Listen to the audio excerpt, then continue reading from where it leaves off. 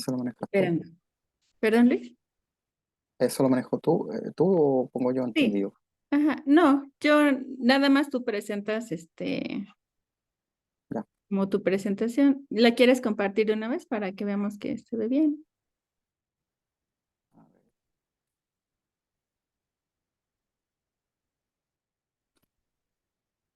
a ver, Ujú, ahí. ujú. Se ve bien. Súper. Ujú. Ok. Bueno, pues si quieres, quítala para que ya entonces pasemos, te Sí, presentas y ahora. Ujú. Me ya. dice que Ujú. ya. Déjeme.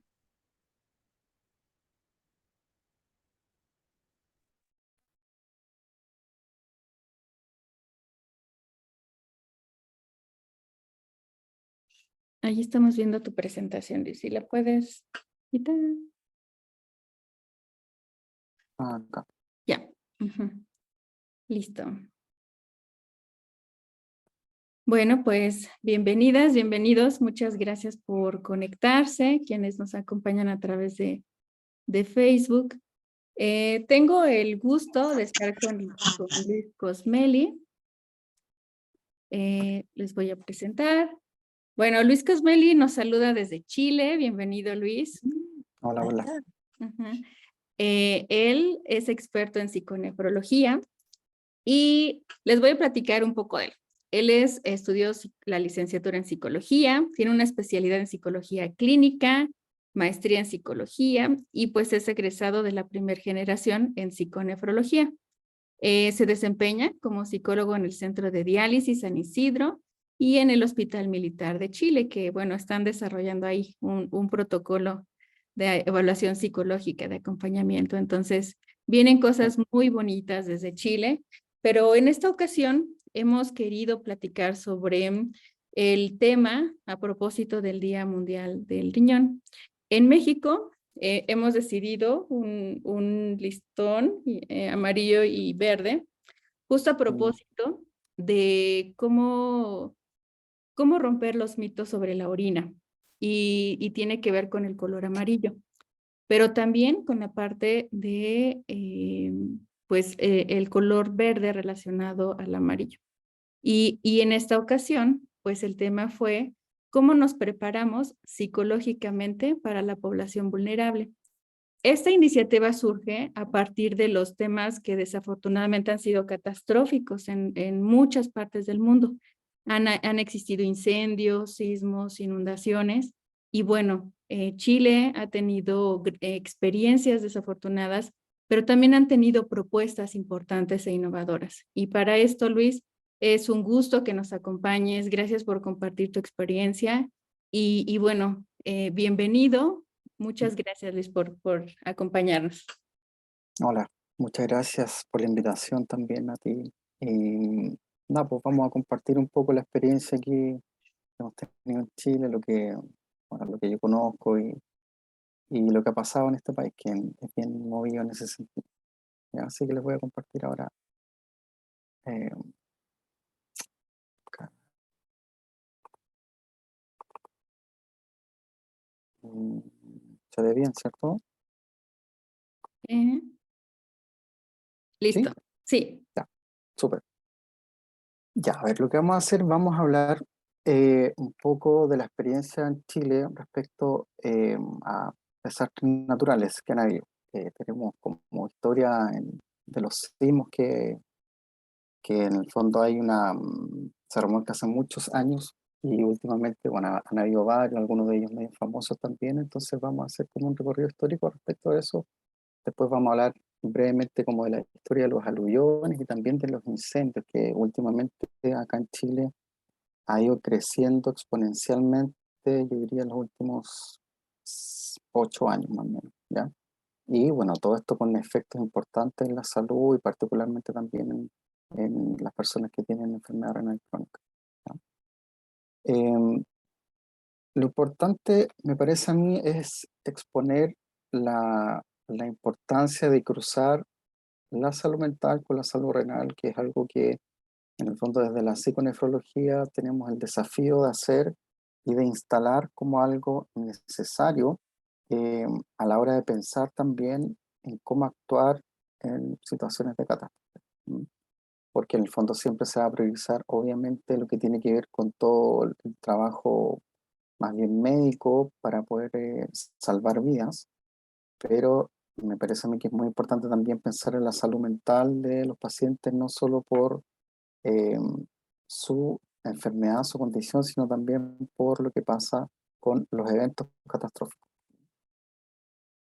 A ver, voy a contar aquí un poco de los sismos que hemos tenido acá en Chile, han sido varios, eh, y bueno, por acá. Chile se caracteriza por ser un país expuesto a una gran sobrecarga de actividad sísmica. Eso ha sido histórico desde siempre. Hay algunos registros desde 1570 en adelante. O sea, podrán imaginar la cantidad de sismos que están registrados y bueno, cada vez hay más conocimiento respecto a eso. Eh, Han habido grandes tragedias, pérdidas humanas, daño estructural importante en varias ocasiones.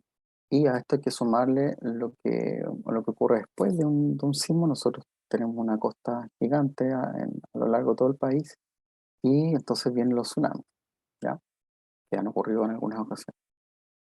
Em, bueno, por la geografía de nuestro país y la ubicación, estamos en América del Sur, ¿cierto? Tenemos el Océano Pacífico, se encuentra permanentemente expuesto al embate de desastres naturales de diversos tipos.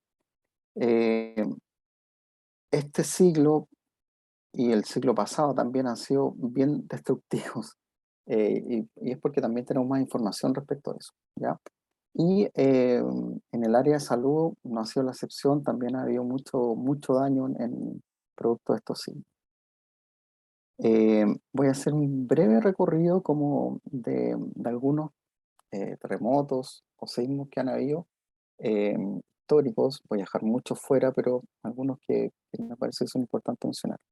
El primero, este es el terremoto de Santiago, que fue el 13 de mayo de 1647, un terremoto muy grande que destruyó Santiago. Hay bueno, de una totalidad del orden de 4.000 habitantes censados de la época, fallecieron más de 1.000, o sea, fue brutal ese terremoto. Y ahí se habla del Cristo de Mayo, que es como una historia que hay, ¿no? Porque eso es una imagen de la iglesia de la época de los agustinos, donde estaba este Cristo de Mayo que sobrevivió, digamos, porque quedó como de pie, no se cayó esa estatua, se le cayó la corona. Entonces hay toda una historia al respecto, porque en el fondo, después de eso, siempre se empezaron a hacer procesiones eh, a propósito de que quedó ahí el Cristo de Mayo. Entonces, desde ahí en adelante siempre se ha hecho acá en Chile y solo en dos ocasiones se ha suspendido. Una que fue, me parece que por ahí por los 60, porque hubo una revuelta, digamos, en el centro de Santiago, entonces se decidió suspender eso en protestas. Y la, la otra vez fue en el año 2009, que fue, perdón, 2010, que fue cuando hubo el terremoto acá grandote. Entonces, como que existe esto de que si no se hace esa procesión, ocurren tragedias. Y también se suspendió para la pandemia, ahora último. Eh, Después vino el terremoto en Valparaíso, que han habido varios en realidad, pero el de 1730 también fue muy grande, sacudió toda la zona central. Yo coloco ahí un mapa de Chile para que lo ubiquen más o menos, que está acá en el centro, ¿cierto? Valparaíso, cerquita de Santiago. Chile es un país bien largo y toda la zona central fue devastada por este terremoto, eh, y que aparentemente es uno de los más grandes de la historia sísmica de Chile. Y eh, esto también generó un tsunami que llegó al otro lado del Océano Pacífico, en las zonas costeras de Japón y Nueva Zelanda, por los datos que tenemos históricos. Otro terremoto grandote fue en 1737, el 24 de diciembre, Navidad, ¿cierto? Esto fue en Valdivia, que es un poco más al sur de Chile, ¿cierto? Por aquí está Santiago, Valparaíso. acá está Valdivia, y produjo el derrumbe de casas, hundimiento de terreno, desborde de los ríos, la geografía cambió ahí, y después volvió a cambiar, después les cuento por qué, y hubo muchas réplicas que hicieron que hubiera una erupción del volcán Osorno que está cerquita acá, eh, más hacia la cordillera, del volcán Osorno, que fue muy dañino también en esa época, ¿ya? Los datos históricos dicen que duró 25 minutos, no sabemos si fue así, pero bueno, eso dice. Luego tenemos el terremoto en Arica, que Arica, aquí voy a volver, pero Arica está acá al norte de Chile, ¿cierto? Muy cerca de Perú. Eh, y bueno, ahí hubo un terremoto en el 1868 que dicen que fue muy enorme, acompañado de un tsunami gigantón que devastó Arica, la ciudad entera. Estos son como unos cuadros que se hicieron de la época posterior al gran tsunami que hubo. Y bueno, los barcos ubicados en el puerto de Arica quedaron varados en la tierra, fue un desastre tremendo también. ¿Mm? Después vino otro terremoto que fue en Valparaíso, ya, como les dije, está como en la zona central. Fue el terremoto de 1906, que es bien famoso este terremoto porque fue un 8.4, que calcularon más o menos cuánto la magnitud que había tenido, y destruyó gran parte de Valparaíso, y después hubo un tsunami que hizo casi desaparecer la ciudad de Valparaíso, ¿ya? Valparaíso es una ciudad de costa y que después viene como harto cerro, pero en el fondo todo lo que está en la planicie cerca de donde está el mar, todo eso quedó muy, muy destruido. Después tenemos el terremoto de Chillán. Eh, Chillán es una ciudad que está en el centro sur de Santiago, de Chile, perdón. Eh, y bueno, este fue en enero del 39. Un gran terremoto, hay algunas imágenes, que destruyó localidades que también están cerca, Cauquén, Linares, Concepción, y se cree hasta ahora y se dice que, según los datos, es el más mortífero hasta el presente en Chile, con más de 30.000 muertos. O sea, murió mucha gente solo por el terremoto, solo producto del terremoto. Eh, Después tenemos el de Valdivia, que es el terremoto, yo creo que más conocido, que fue el de 1960. Eh, Aparentemente es el mayor terremoto registrado en el mundo, con magnitud 9.5 en la escala Richter. Hubo un tsunami que arrasó todo el borde costero, desde Concepción a Chiloé, es decir, de toda la zona central de Chile al sur de Chile, y bueno, arrasó con las costas del Pacífico porque un gran tsunami que llegó, arrasó con Isla Pascua, Hawái, llegó a Nueva Zelanda, llegó a Japón, o sea, fue muy, muy, muy grande. Y este terremoto cambió también la geografía de Chile en la zona.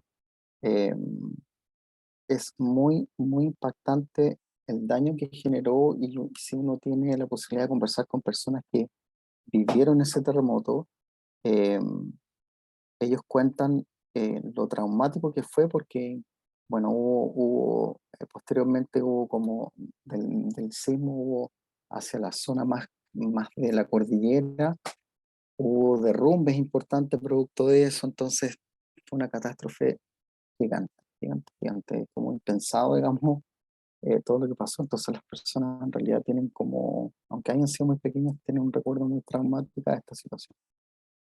Em, Aquí voy a hablar algo respecto de eso, que hubo un tsunami después de este terremoto, en 1960, y la isla de Pascua, yo creo que lo ubican, que está, digamos, al centro del Océano Pacífico. eh, este tsunami llegó y arrasó con la isla. Ahí hay una foto de los Moai que se cayeron, podrían estar de pie, se cayeron producto del daño que generó el agua, ¿ya? ¿Por qué me parece importante esto? Porque eh, en esa isla que pertenece a Chile, ¿cierto? Eh, Hay personas que viven ahí que también tienen necesidad de alisarse, ¿ya? Y hasta el día de hoy, porque todavía no se concreta, se está luchando para que haya un centro de diálisis para estos pacientes. En Angaroa, que es la capital de, digamos, la ciudad más importante de la isla de Pascua. Esa es justamente donde está Ankara, está como a 1,2 kilómetros de la costa.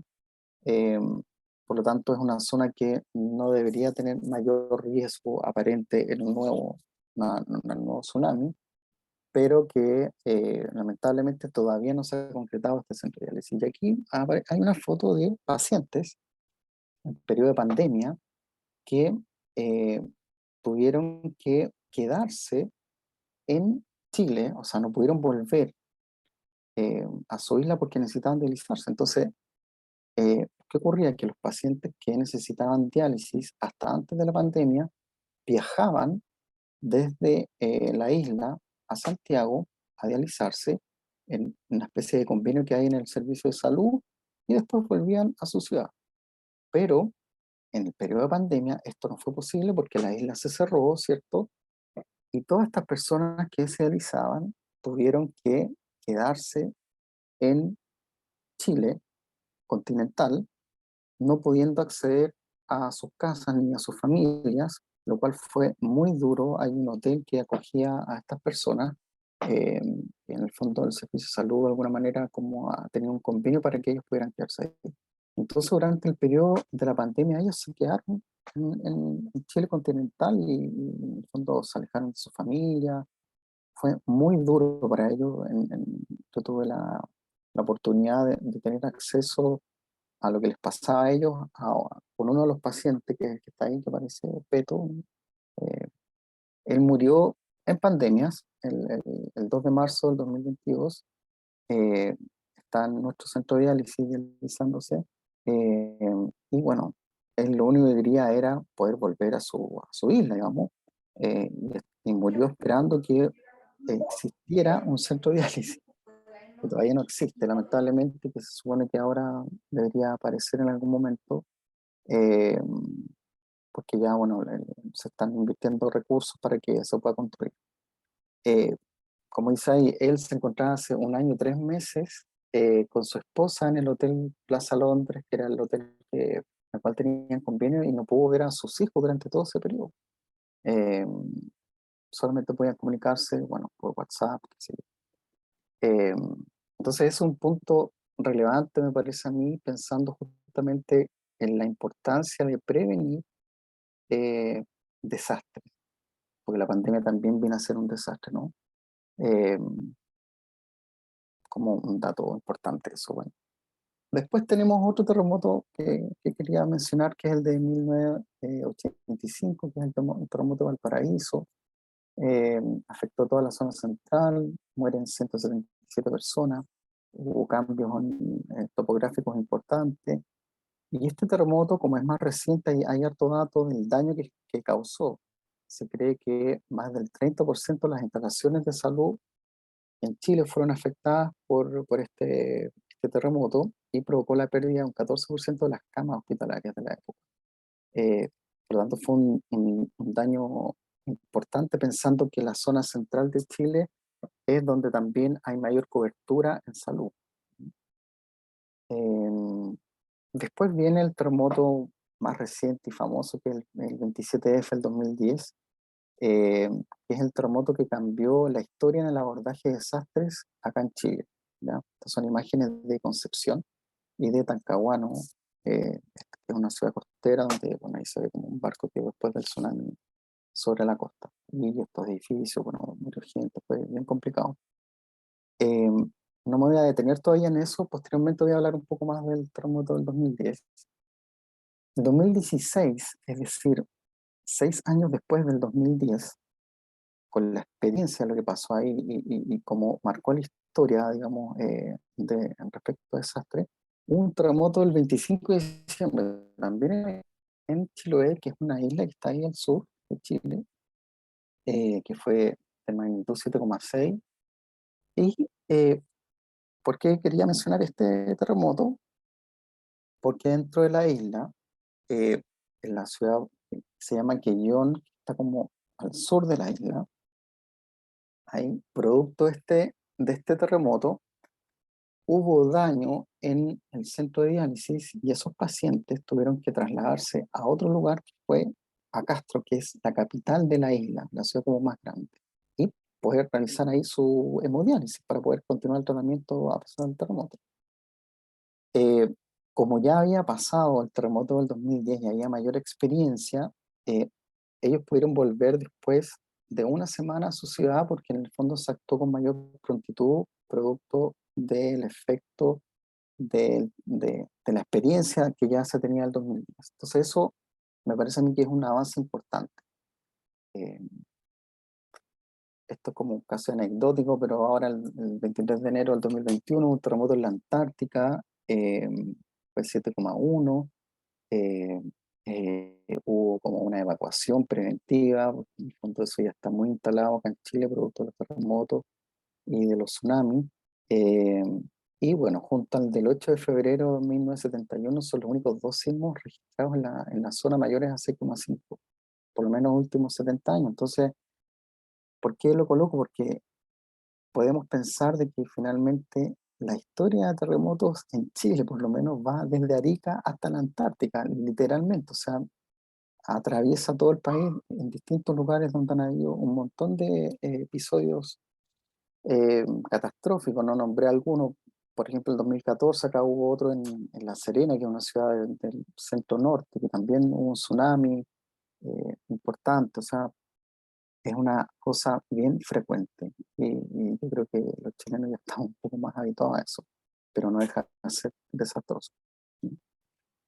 Esto comentarles también un dato. Acá en Chile, en Santiago, perdón, se descubrió una falla geológica en San Ramón, se llama así, Falla Geológica de San Ramón, que fue descubierta en el año 2002, ¿ya? Y es una gran amenaza para la región metropolitana. Está en pleno Santiago, en la zona oriente de Santiago, eh, abarca más o menos 12 kilómetros, ¿no? Desde acá de la comuna de Lo Barnechea a Puente Alto, eh, y se cree que es capaz de generar un terremoto de Z2 a 7,5 Richter. Hasta ahora no ha pasado, han habido temblores fuertes, pero lo importante de esto es que si ustedes ven este mapa, que es el mapa de Santiago, ¿no? De la capital de Chile, hay eh, infraestructura crítica, ¿no?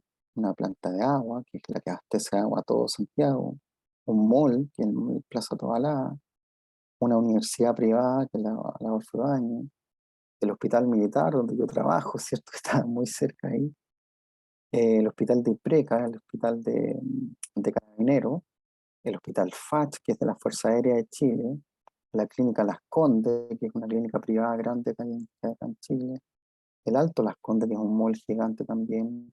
Hay un centro de estudios nucleares que está justamente en esa zona. Es decir, es una falla geológica que puede generar un terremoto importante y lamentablemente, como se descubrió tan tardíamente, hay mucha construcción crítica sobre esta falla. Eh, entonces, bueno, estamos súper expuestos a un desastre. Ojalá que no ocurra, pero bueno, sería muy complejo acá en Santiago y en, no sé, 5 millones de habitantes, entonces es algo complejo, pero bueno, se está ahí estudiando, la tienen bien fresca, digamos, y en general todo lo que supone como la prevención de desastres está bien estudiada hoy en día a propósito también de esta falla que se descubrió. El tema de las evacuaciones y todo. Bueno, ahora hablar de un poquito del 2010. Ese terremoto fue muy grande, se sintió como desde la zona centro-norte de Chile al sur de Chile. Es un terremoto y un tsunami que ocurre en las regiones del Maule y de Biobío. Es el quinto más grande del planeta registrado instrumentalmente en los últimos 120 años, con una magnitud 8,8. Murieron 525 personas más o menos entre el terremoto y el tsunami.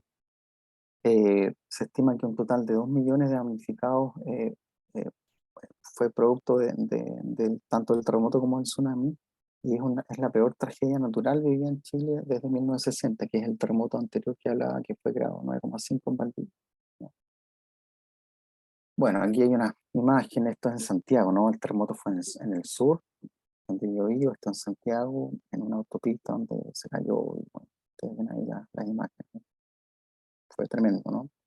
Eh, Acá muestro unas imágenes de un hospital en la zona más crítica del epicentro, ¿no? Eh, Ahí hubo 94 recintos hospitaleros que sufrieron daño, de un total de 104. O sea, casi el 100%. 8 de ellos quedaron inutilizados.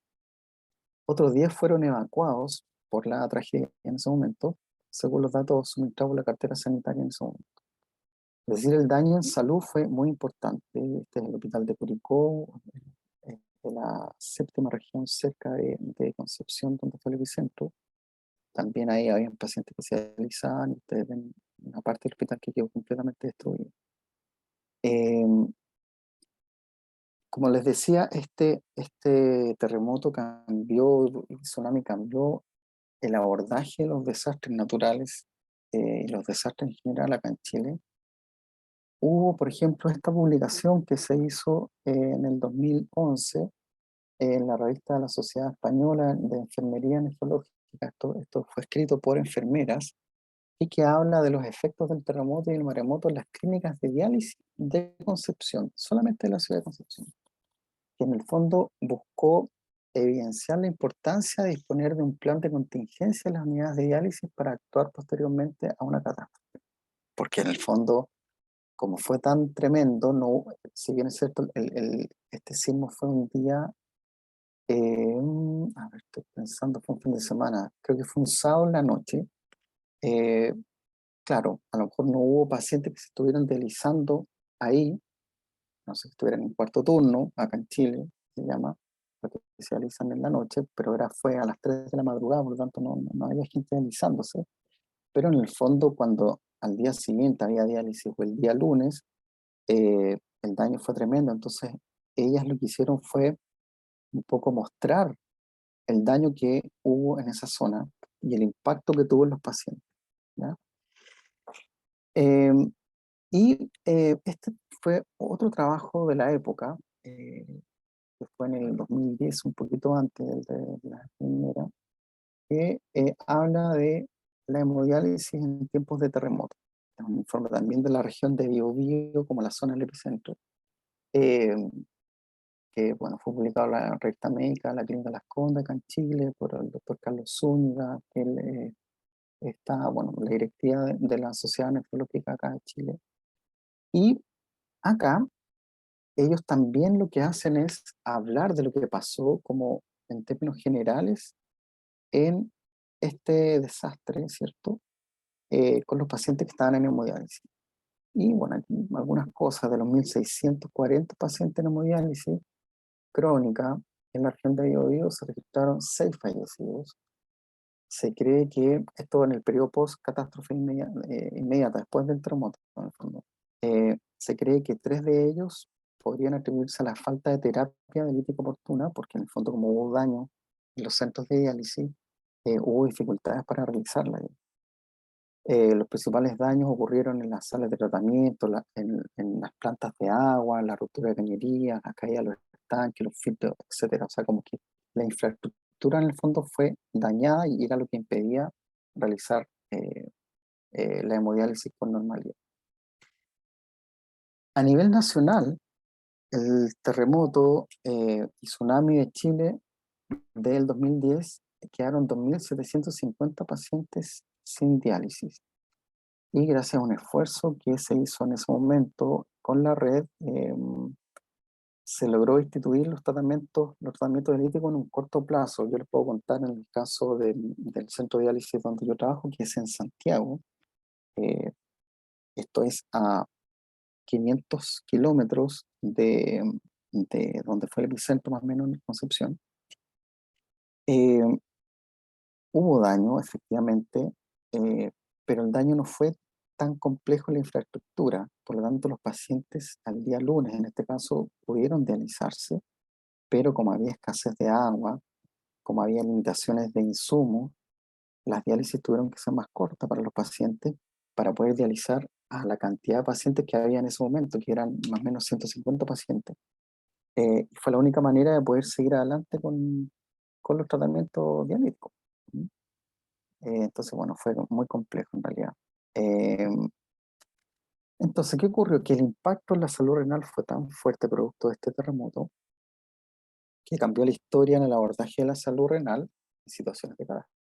Y se creó un plan de emergencia de diálisis a través de la Sociedad Chilena de Nefrología, algo que no había hasta ese momento. ¿Ya? Eh, el terremoto hizo que los médicos nefrólogos tuvieran que crear una red de emergencia, formando una unidad en el Hospital Regional de Concepción que funcionara a las 24 horas. Esto para poder dar abasto eh, eh, frente a los pacientes que necesitaban diálisis y que en cada centro de diálisis tuvieron daño y no pudieron dializarse. Entonces, de esta manera lograron que los pacientes pudieran continuar con su tratamiento. ¿Mm? Se les incluyó que a los pacientes que siguieran una dieta con cierta alimentación, ¿cierto? Y se redujeron también a 2 horas el tiempo normal de una diálisis, porque en el fondo era la única manera de salvar la emergencia en ese momento. Entonces, si bien es cierto, el impacto en la salud renal del 27F generó un movimiento que permitió salvar la situación crítica de los pacientes que se realizaban, en este caso con enfermedad renal crónica, la pregunta que yo pongo aquí es qué pasó en la salud mental del paciente.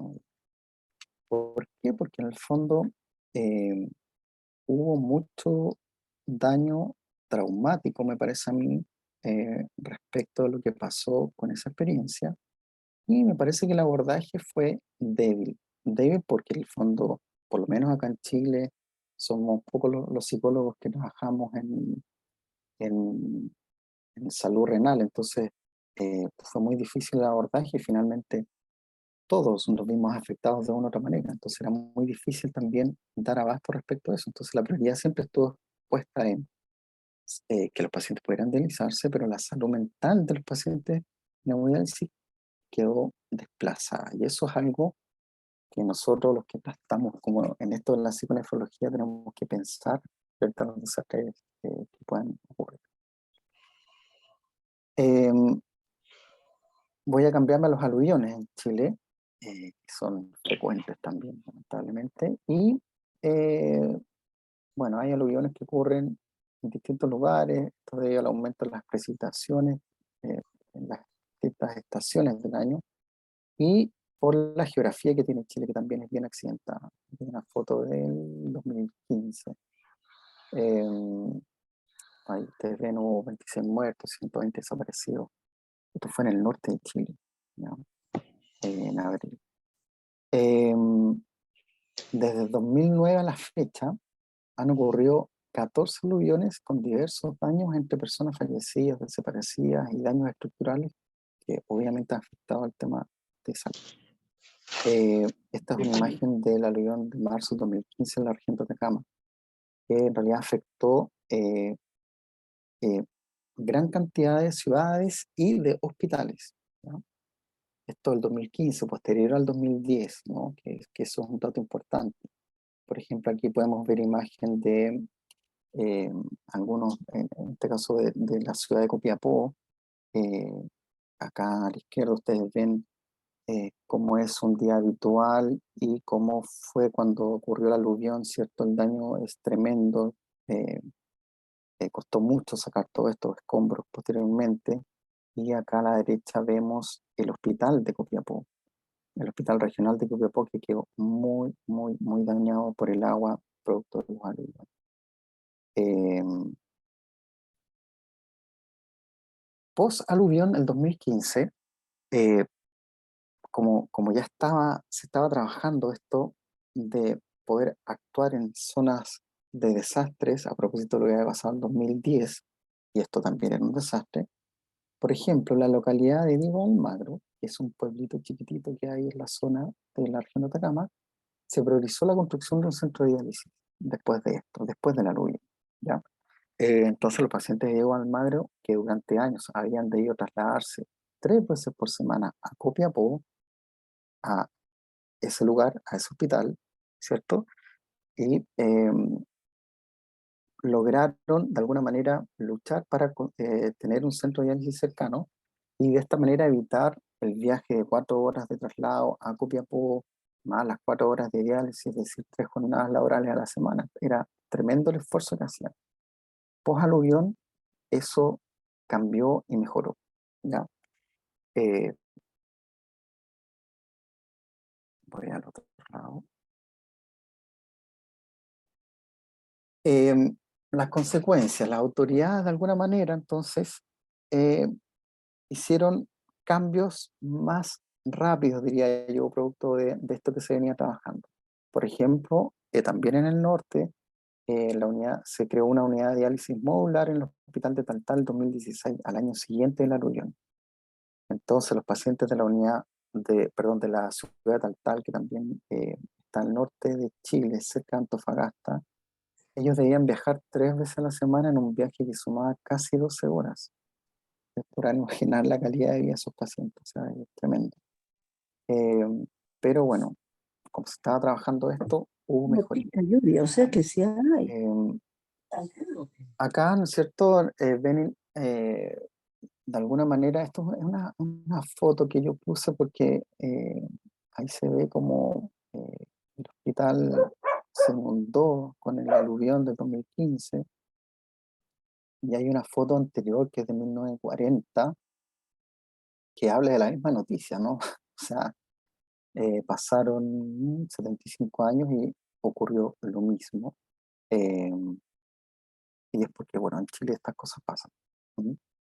Entonces, a través de iniciativas privadas y de gobierno, eh, la salud renal se ha visto beneficiada y con mayor prioridad hoy en día. Por ejemplo, hay clínicas, iniciativas de clínicas privadas que han ido en apoyo para, de alguna manera, solventar trabajos para crear centros de diálisis y apoyar a estos pacientes. En el 2015, por ejemplo, también en esa aluvión, como ya la red de desastres se estaba creando y estaba tomando cuerpo, eh, rápidamente, como las unidades de diálisis se vieron dañadas por esta aluvión, viajaron equipos de Santiago o de otras ciudades, equipo técnico, enfermeras, nefrólogos, y de esa manera pudieron apoyar para sacar adelante las diálisis de los pacientes, que era urgente. ¿Ya? Pero nuevamente ahí la pregunta, ¿no? ¿Qué pasó en la salud mental de estos pacientes? Y parece que quedó ahí eh, en el aire, ¿no? No hubo mucho espacio para eso. Ahora de los incendios, voy a hablar de los incendios también brevemente. En nuestro país el escenario de incendios forestales sobre todo se proyecta con una tendencia en el aumento de número de eventos a gran magnitud y es lo que ha venido pasando, ¿no? Eh, el efecto medioambiental producto de esto se suma a los efectos en la salud de las personas, la pérdida de vidas humanas, el daño estructural, damnificado y el acceso a la salud por la dificultad de movilizarse a propósito de los incendios. ¿Ya? Esta es una imagen de ahora, hace poco, febrero, una zona más bien del centro-sur de Chile, eh, donde se ve la cantidad de incendios que hay, que hubo, que todavía hay algunos activos. Eh, Se han quemado más de 1 millón de hectáreas en todo el territorio de Chile desde el 2016, donde empiezan como a ser más frecuentes los incendios, sobre todo en la época de verano, mayor calor. Eh, Esta es una foto del incendio de una ciudad en Santa Olga, un pueblito más chiquitito en realidad, y bueno, destruyó todo.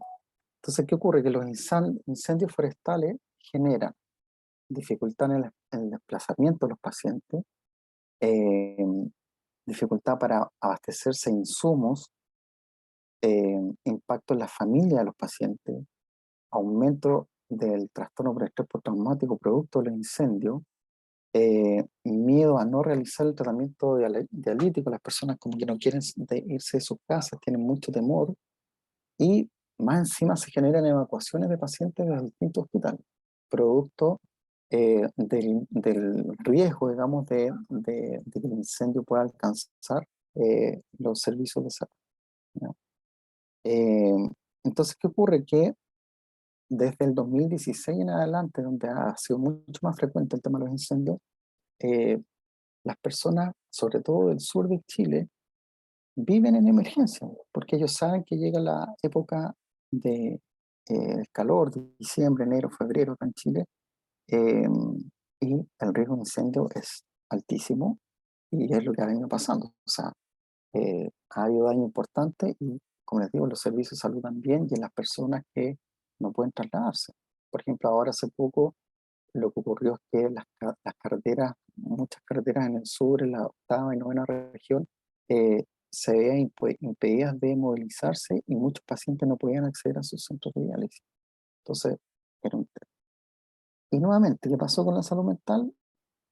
Quedó ahí en el aire, es poco lo que hemos podido hacer hasta ahora. Esto es lo que pasó el 2021, estábamos en plena pandemia. Eh, este es un incendio que ocurrió en el Hospital Clínico San Borja Arerán. Eh, no tuvo que ver con incendios forestales, esto fue un incendio dentro del hospital y bueno, ustedes ven ahí se quemó, fue muy complejo, los pacientes de todas las unidades tuvieron que ser evacuados, generó un daño tremendo a la red de salud porque este hospital está en, en el servicio de salud central de Santiago, o sea, imagínense lo importante que es el hospital.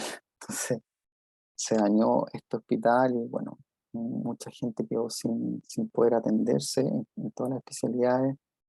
De alguna manera, hasta el día de hoy se ha ido reconstruyendo poco a poco, hay módulos que están alrededor del hospital hasta el día de hoy, en los estacionamientos, por ejemplo. Eh, y de esa manera se ha podido como sobrellevar la emergencia, porque como les digo, fue en pandemia, o sea, fue muy compleja la situación. Eh, entonces, ustedes podrán imaginar el impacto que tiene en la salud mental en esos pacientes que estaban ahí en periodo de pandemia, para esos familiares de esos pacientes y para toda la población que se atendía en ese lugar. Ah, muy complejo, ¿ya? Bueno, el desafío eh, tiene que ver con esto que muestro acá. La Sociedad Chilena de Nefrología logró finalmente sacar este Plan Nacional de Acción en Situación de Desastres para Pacientes Renales. Eh, Esto es un documento que está, ustedes lo pueden encontrar en internet, en la misma Sociedad Chilena de Nefrología en su página, donde de alguna manera lo que aquí se hace eh, es generar un trabajo eh, de largo aliento para saber cómo actuar en situaciones de desastre, cualquiera sean estos, en los pacientes renales. Una gran iniciativa, como yo les decía, surge después de lo que pasó el 27 de febrero y se consolidó finalmente en el 2017. Eh, Aquí rapidito solamente voy a hablar de que acá también se habla en este manual del síndrome de aplastamiento, que es algo que tiene que ver con lo que ocurre en las personas que se ven afectadas, por ejemplo, en los terremotos por los escombros que produce, el daño que produce posterior al rescate, o sea, posterior al terremoto y la caída de los escombros, y se produce, ¿cierto?, la injuria renal aguda, se produce la hipercalemia y por ende la muerte si estos pacientes no son hidratados adecuadamente y precozmente, o si no son sometidos a hemodiálisis. El síndrome de aplastamiento es la segunda causa de muerte de las víctimas en la mayoría de los terremotos ocurridos en los últimos 25 años. ¿Por qué pongo esto acá? Porque aparece en este manual, en este plan, porque si uno recuerda también lo que ha pasado en Turquía, uno puede pensar en la cantidad de personas que requieren diálisis por la injuria renal aguda, que se suman a los pacientes que ya están en diálisis. Por lo tanto, es un tema muy relevante a nivel de política pública, me parece a mí, ¿no? Bueno, como les decía, este plan nacional propone un algoritmo de acciones en situaciones de desastre para estos pacientes renales, que considera la dieta alimentaria, de emergencia, como el aspecto nutricional, eh, los movimientos que tienen que hacerse a nivel técnico, la coordinación a nivel de, acá en Chile, de toda la red de salud para poder actuar en estos casos que hemos visto que ha ido funcionando cada vez mejor en estos desastres que hemos tenido acá en Chile, ¿ya? pero no considera la salud mental de los pacientes. Esa es la gran duda, ¿no? Entonces, desde la psiconefrología me parece a mí que nosotros tenemos un trabajo por delante para generar eh, ruido para que esto cambie, ¿no? Eh, entonces hay que considerar la posibilidad de prevención tanto en relación a la enfermedad de base de estos pacientes como también del evento. ¿Por qué? Porque es necesario trabajar el trauma del evento y, eh, digamos, sumado a eso, el trauma de su propia enfermedad, ¿ya? Y nosotros estamos llamados a hacer ese trabajo. Una propuesta que me parece a mí que es relevante tiene que ver con los primeros auxilios psicológicos, que son los PAP. Acá yo coloco esta imagen, que es el manual ABCDE, las siglas, para la aplicación de los primeros auxilios psicológicos. ¿Sí? Esto es algo que se ha trabajado mucho en una universidad acá en Chile, en la Universidad Católica de Chile, que tiene un trabajo, tiene una unidad de trauma, y esto se ocupa bastante en desastres, eh, cuando hay terremotos, cuando hay incendios forestales. Siempre que hay una catástrofe, se intenta aplicar este dispositivo, ¿ya? Eh, entonces me parece que una opción es también aplicarlo en los pacientes renales, ¿no? Que es algo que yo también he hecho personalmente en el centro de centro de trabajo y con otros pacientes también. Acá coloco eh, la- el lugar donde ustedes pueden encontrar estos temas, que también están en otros lados, entonces se ocupan en distintos lugares. ¿De qué se trata esto? Los PAP. Los primeros auxilios psicológicos tienen que ver con estas series. Primero, generar una escucha activa respecto de la persona que está sometida a un estrés importante o a una situación traumática. Reentrenar la ventilación, que es un ejercicio de respiración. Después, categorizar las necesidades. En el fondo, uno le ayuda a la persona a generar un orden respecto de lo que él necesita. Y posteriormente, derivación a redes de apoyo y protección social que pueda necesitar esta persona. Y por último, psicoeducación, algo que siempre es importante, no solo en estos casos, sino en cualquier tratamiento y en el trabajo que los psicólogos pueden hacer. Y en la psiconefrología, por supuesto, también. Eh, ¿Cómo funciona esto de los PAP? La escucha activa. Esto tiene que ver con que uno pueda poner atención, escuchar al paciente lo que necesita, generar un acompañamiento empático, a través de reflejos, respuestas, parafraseo, escuchar al paciente, eh, para que él pueda poner en palabras la demanda que tiene a propósito de lo que le está pasando. Supongamos, post terremoto, las necesidades que tiene a propósito de su enfermedad renal, a propósito de lo que le pasó en su casa, por ejemplo, y acompañarlo en esto que le está pasando, ¿no? Es como lo primero, la escucha activa. Eso es lo que propone el primer auxilio psicológico. Luego de eso, se intenta generar eh, un ejercicio de ventilación que busca calmar al paciente en esta situación compleja, ¿no?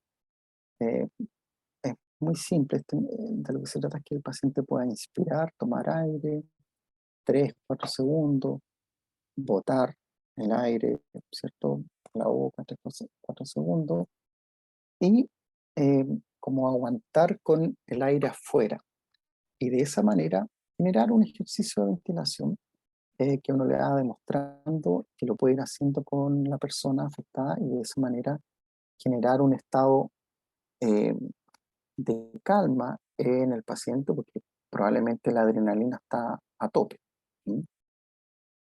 Eh, Luego viene la categorización de necesidades, que en el fondo tiene que ver con que uno puede acompañar al paciente, a la persona, para ordenar su cerebro, su mente, ¿no? Hay confusión mental, hay mucho estrés, situaciones críticas de desastre, y uno puede de alguna manera ayudar a pensar al paciente y de esa manera eh, ayudar a desbloquearse, ¿no? Eh, Esto es muy impactante como ayuda a los pacientes en esos momentos, ¿ya? Eh, y después se puede generar un trabajo de derivación a las redes de apoyo que uno pueda detectar que necesita el paciente, la familia, amigos, colegas, jefatura, acá en Chile Carabinero, que es la policía, dependiendo de lo que vaya necesitando, el centro de la mujer, pero es importante también eh, que esta persona que en el fondo le estamos haciendo, entregando estas herramientas, pueda también continuar un trabajo en su red de apoyo, donde pueda seguir trabajando todo esto. ¿Mm? Y por supuesto, siempre es importante psicoeducar, de alguna manera explicarle qué pasa cuando hay una crisis, cuando hay un desastre, normalizar algunas cosas que son normalizables, otras no, por supuesto. Eh, Sacar o desmitificar, generar de alguna manera un diálogo que permita educar al paciente respecto de esto que le está pasando, que es una crisis, ¿no? Una crisis por estrés, por un desastre que estamos viendo. Entonces, lo más importante me parece a mí que desde la psiconefrología tenemos que, en estas situaciones de desastre que cada vez vemos con más frecuencia, tanto por la naturaleza como también por la intervención humana, considerar el trauma eh, y generar instancias de diálogo interdisciplinario para crear nuevas estrategias en una ayuda integral de pacientes en situaciones de desastre. Yo creo que ahí esto es un reto muy relevante que tenemos desde la psiconefrología, porque eso nos va a permitir instalar un tema que aún me parece que no está totalmente instalado, particularmente en la psiconefrología, ¿no? En los pacientes renales. Entonces, cada vez es mayor la posibilidad de enfrentarse a estos desastres producto del cambio climático. Lo estamos viendo día a día en las noticias, es una cosa global, ¿no? La intervención humana favorece el aumento de desastres naturales y lamentablemente es necesario establecer protocolos bien definidos para actuar respecto a la salud renal. En ese sentido, estos protocolos tienen que estar construidos desde la salud renal y la salud mental. Ese es el cruce que hay que hacer. La salud mental debe ser considerada la salud renal en situaciones de catástrofe. Muy importante. Y, por supuesto, se tienen que establecer políticas públicas que incluyan el área de la salud mental en la salud renal. La salud renal debe ser prioritaria en casos de catástrofe, dada la fragilidad de este grupo de pacientes, por lo que le comentaba anteriormente. Por ejemplo, en un terremoto viene la diálisis, cómo llego al centro de diálisis, me van a poder dializar, no me van a poder dializar, los daños que esa persona pueda tener en su propia casa, en sus familiares, es mucho estrés, en verdad. Entonces es complicado. Y nuestro trabajo, nuestro reto va a ser demostrar la importancia de la inclusión de la psiconefrología en el trabajo de políticas públicas eh, en los distintos países para prevenir, divulgar y tratar enfermedades renales.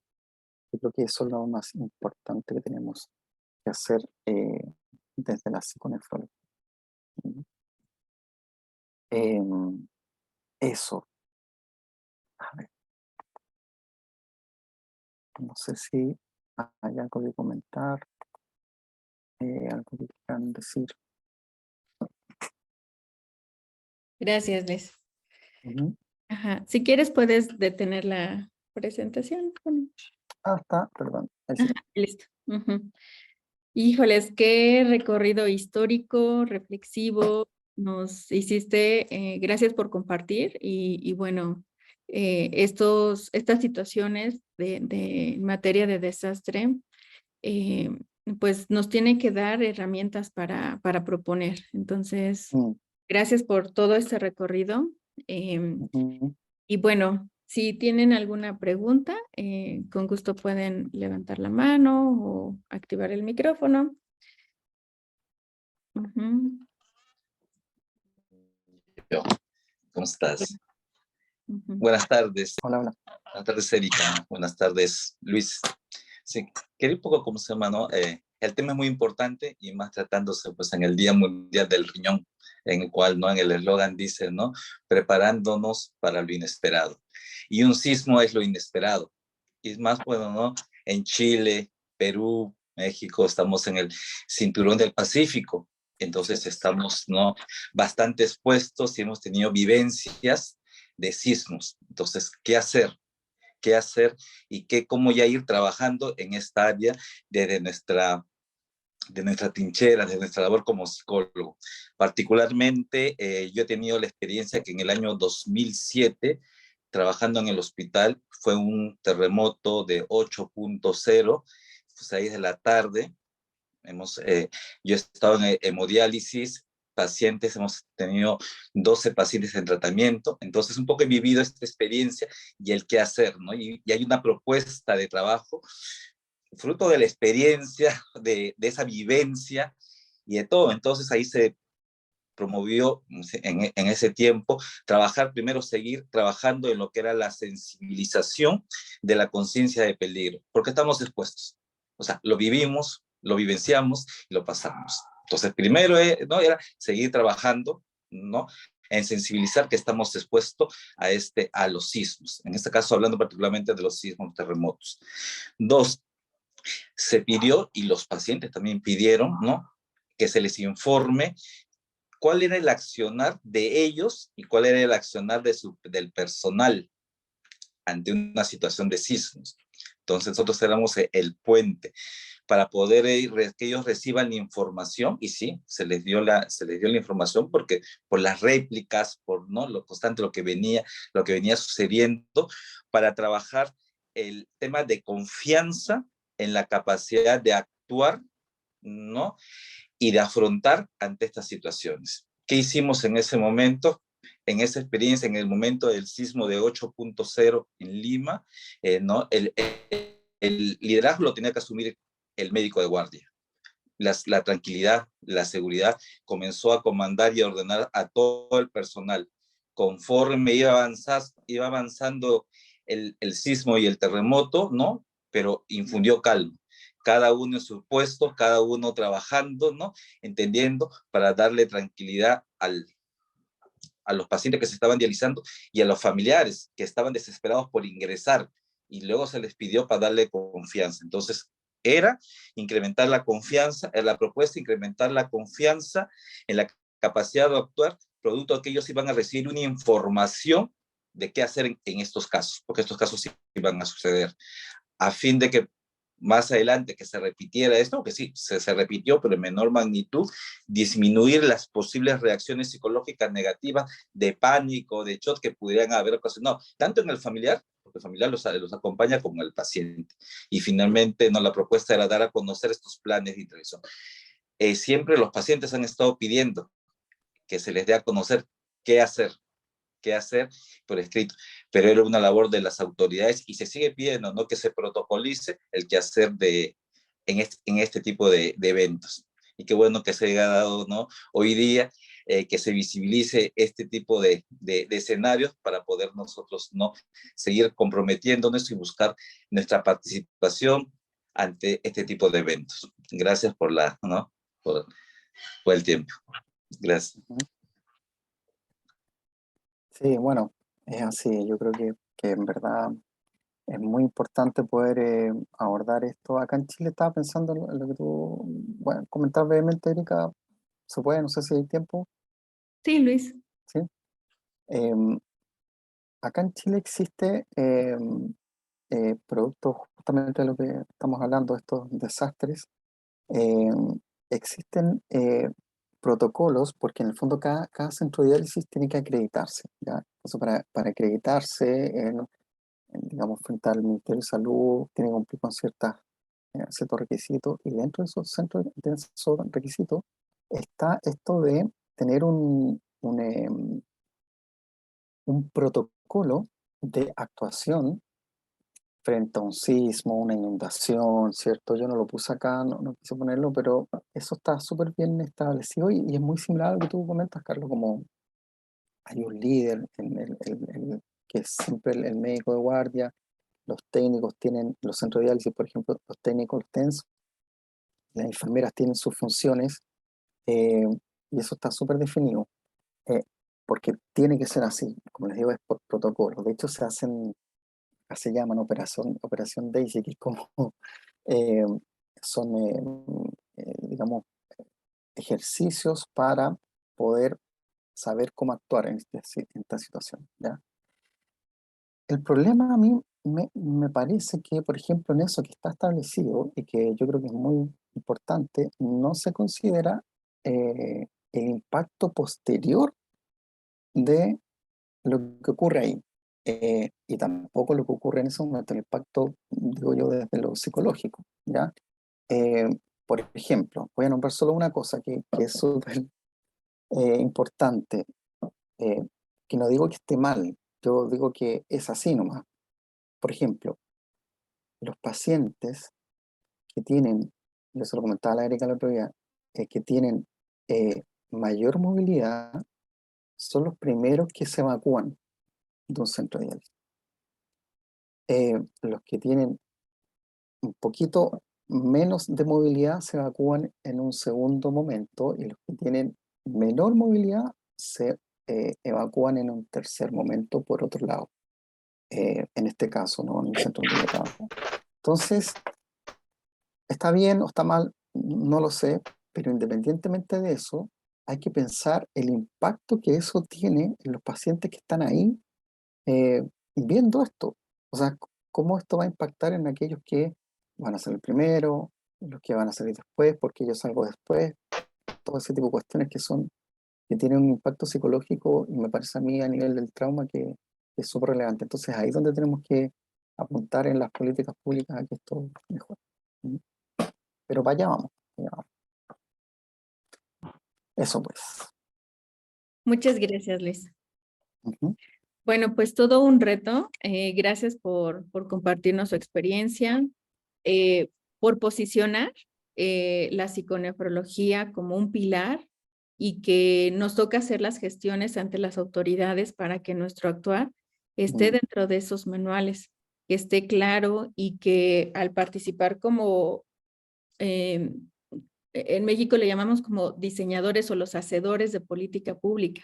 Implica una estructura, implica un financiamiento, implica un personal. Entonces, uno de los pilares de la psiconefrología es justo el diseño de políticas públicas. Entonces, Así es. para toda la red, toda la alianza de psiconefrología, pensemos cómo nosotros estaremos impactando porque el cambio climático es difícil detenerlo.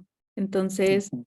vienen este tipo de desastres naturales y hay que estar preparados justo para lo inesperado con toda la experiencia pues de los eventos desafortunados. Así es. Bueno, Grandes desafíos. grandes desafíos, así es, y bueno, pues qué mejor que irnos preparándoles. Pues muchas gracias. Gracias a ti Gracias. por la invitación.